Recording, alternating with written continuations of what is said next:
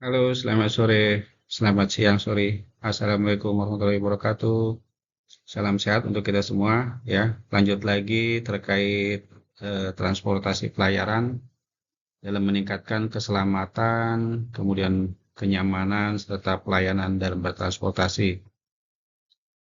Jadi tentu beberapa jenis ya, jenis daripada transportasi kegiatan transportasi pelayaran, di antaranya yaitu ada angkutan penyeberangan. Nah, inilah di Indonesia ya. Kita ini kan negara kepulauan. Jadi tentu peluang untuk transportasi ini sangat besar. Di antaranya ada moda atau jenis transportasi penyeberangan. Penyeberangan pun tentu berkaitan sangat erat dengan transportasi jalan, juga di antaranya pengangkutan kontainer salah satunya serta beberapa yang diangkut oleh moda transportasi darat. Kemudian ya tentu flyer ini kan dapat mengangkut dengan jumlah yang sangat besar ya. Beda dengan transportasi darat, dalam truk itu kan tentu terbatas angkutannya. Apalagi moda transportasi pesawat tentunya sangat terbatas sekali daya angkutnya. Nah, dia ada moda transportasi juga yang kegiatan pelayaran baik itu diawasi oleh pemerintah, di antaranya contoh yang BUMN ya. BUMN seperti Anda ketahui adanya tentu ASDP atau angkutan sungai, danau dan penyeberangan. Tapi tidak sedikit juga yang dari swasta, baik itu moda transportasi perintis maupun yang dalam penugasan. Ini kalau di pemerintah biasanya diawaki oleh kapal-kapal pelni ya, BUMN. Kemudian terkait dengan perizinan daripada moda transportasi ini juga tentu bervariasi ya. Ada yang kapal yang berukuran sekurang-kurangnya GT 175. Ini yang untuk supaya mendapatkan SIUPAL ya, SIUPAL izin transportasi. Ya perlu Anda ketahui, ya mungkin suatu ketika Anda bisnis di bidang transportasi pelayaran, Anda sebagai di level manajemen, tentu Anda harus mengetahui. Ada juga yang dimiliki baik itu melalui badan usaha pemerintah maupun perorangan, ya. Tapi yang tentu semuanya berbadan hukum, ya kan? Tentu berbadan hukum dan juga tentu memiliki izin, ya, memiliki izin baik izin trayek maupun izin usaha. Nah, ada usaha-usaha terkait, ya tentu tentu semuanya itu tetap berpedoman atau mengikuti apa yang tertera di dalam Undang-Undang Nomor 17 Tahun 2008 tentang pelayaran. Beberapa usaha jasa terkait, diantaranya ada bongkar muat ya, atau yang biasa kita kenal dengan PBM. Ada juga jasa pengangkutan transportasi. Nah, ini cukup bervariasi sebetulnya. Ya, seperti kita tahu, ada baik itu tracking ya, truk maupun kontainer ataupun dengan mobil tangki. Pada dasarnya tentu ada kaitannya dengan moda transportasi pelayaran. Bahkan itu akan menentukan dengan pada saat pemuatan ya.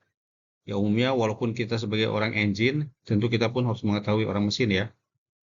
Ada bagian dek yang mengatur pemuatan, biasanya dia melakukan baik itu stowage plan ataupun rencana pemuatan ya, ataupun pengaturan pemuatan yang biasa dikenal dengan eh, cargo handling ya, cargo handling, pengaturan atau penanganan muatan.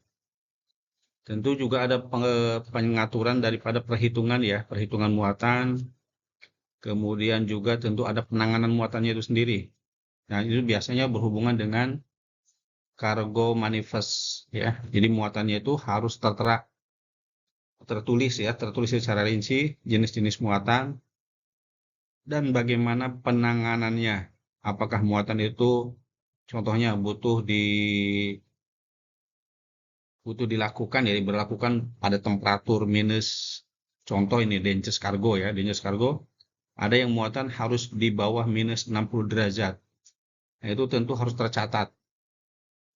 Jadi jangan sampai muatan yang berbahaya ataupun dangerous cargo dengan penanganan khusus tapi karena berhubung tidak dicatat di manifest sehingga si awak kapal ya pengangkut tidak mengetahui karena memang tidak dicatat. Ini yang sering terjadi demikian.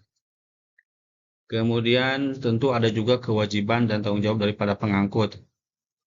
Perusahaan angkutan wajib atau memang demikian dipersyaratkan untuk dapat mengangkut penumpang ataupun barang, terutama apalagi angkutan itu yang dari pos ya. Ini tentu harus dengan perjanjian pengangkutan. Perjanjian pengangkutan tersebut ya ditunjukkan dengan tiket tentunya, salah satunya itu adalah salah satu bukti bahwa atau dokumen ya, dokumen pengangkutan. Dan ini kaitannya juga tentu dengan asuransi, apalagi manusia ya, manusia.